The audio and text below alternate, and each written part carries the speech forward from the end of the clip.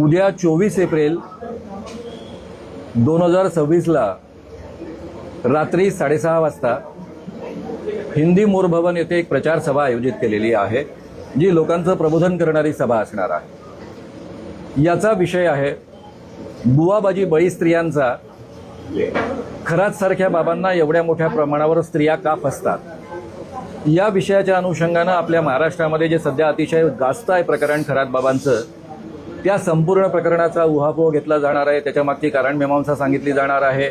एवढ्या मोठ्या संख्येनं हे का बळी पडतात हेही सांगितलं जाणार आहे, अनेक बाबांची उदाहरणं घेऊन। त्यासोबतच सध्या धीरेंद्र कृष्ण महाराज बागेश्वर धामवाले बाबा नागपूरमध्ये आले आहेत। त्यांना जे अखिल भारतीय अंधश्रद्धा निर्मूलन समितीनं 80 लाखाचं आव्हान टाकलेलं आहे, तेही आव्हान देण्याच्या निमित्तानं आजची प्रेस कॉन्फरन्स आयोजित करण्यात आलेली होती। या बाबाला आव्हान आहे की त्याच्या पुढ्यामध्ये 10 व्यक्ती सादर केल्या जातील।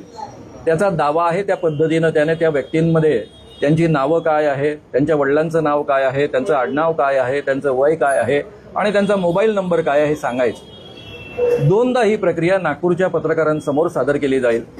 दोन्ही वेळेस जर त्यांना 90% अधिक करेक्ट ते सांगू शकले तर त्यांना सरळ 80 लाख रुपयाचं पारितोषिक दिलं जाईल। दुसरं आव्हान यासोबत आहे त्यांचा अतिंद्रिय शक्तीचा दावा आहे, दिव्य शक्तीचा दावा आहे। त्यांना कोणाच्याही घरामध्ये काय ठेवलेलं आहे ते बसल्या बसल्या कळतं असं त्यांचा दावा आहे।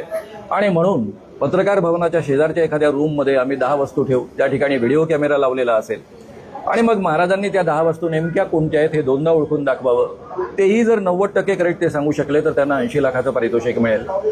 जर महाराजांनी हे आव्हान पत्रकारांसमोर स्वीकारलं नाही तर हे बागेश्वर धामवाले बाबा भोंदू आहेत। लोकांना केवळ फसवण्याकरता या पद्धतीचे दावे करत असतात, त्यांच्या अंधश्रद्धांचा फायदा घेत असतात। हे लोकांनी समजून घ्यावं असं आवाहन या निमित्तानं मी सगळ्यांना करतो आहे।